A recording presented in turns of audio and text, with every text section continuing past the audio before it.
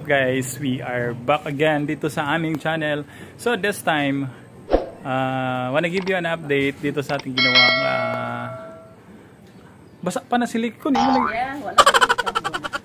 dito sa ating ginawang semi high-end na screen door using the 75 series panel frame. This frame is intended for glass door pero nag-customize tayo dahil nga po medyo malaki po siya. Wait lang guys. Hala, hihikap. Wala. Don't touch it. Wait lang guys. Pakita ko sa inyo yung panel frame na 75 series. Ito po yun guys. It's a little bit bigger than the Alco frame. And then, ito po yung itsura niya sa may kapitan ng glass. So, nahirapan tayong mag-isip kung ano po yung possible na ilalagay natin dito para maipit po natin yung security screen. So, yung naging option natin is yung anong tawag nito, yung SF102. Bali, binaliktad natin magkabilaan and then naglagay tayo ng vinyl.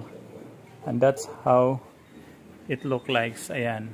So, may vinyl po sa ilalim nito kaya naglagay tayo ng silicone na black. So ito yung naging option natin sa pag-notch sa this is the panel frame since walang available na crossbar or yung aluminum intended for the center of this panel frame na 75 series. So ito po yung naging option natin guys. It took me I think 2 hours para ma-notch po ito ng maayos. Kung napansin niyo po 0-0 po yan. Kumbaga wala na to nabuhi nga dili ma 0-0 as well as dito sa kabila. And then sa iba pang bahagi nito is SF102 pa rin yung ating nilagay. Anong tawag nito? Nakataob po yung pagkakalagay and then nag-screw tayo. Saka tayo naglagay ng sealant sa gilid. So I find this one very durable dahil nga po malaki po yung frame. Ayan, hindi po siya magalaw.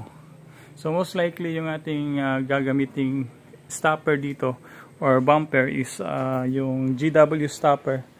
Then syempre maglalagay tayo ng rubber or maybe mohair para ma-minimize po yung tunog once mag-close or nasa kumbaga during anong tawag nito, pag-close po ng door.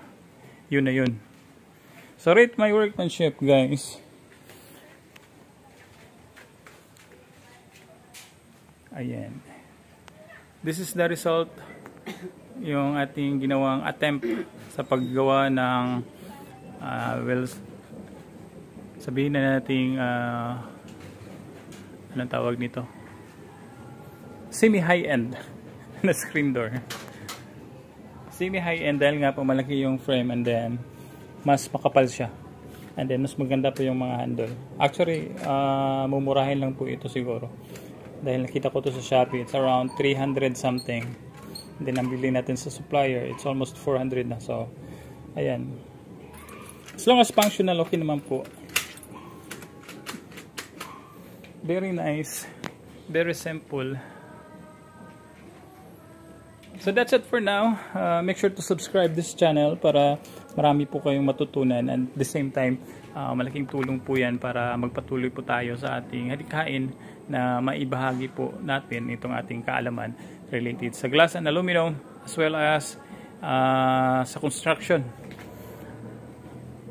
So again, maraming salamat sa panunood. God bless everyone.